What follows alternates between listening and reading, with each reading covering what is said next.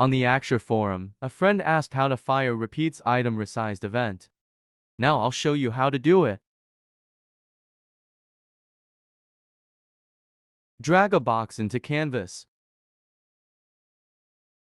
Create it as a dynamic panel. Add a new state and add a larger box.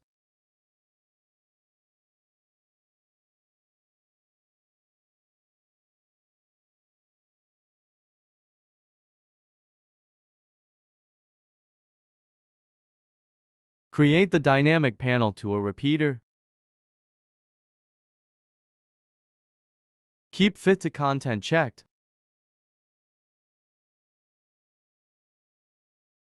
Add a click event and set dynamic panel state to next.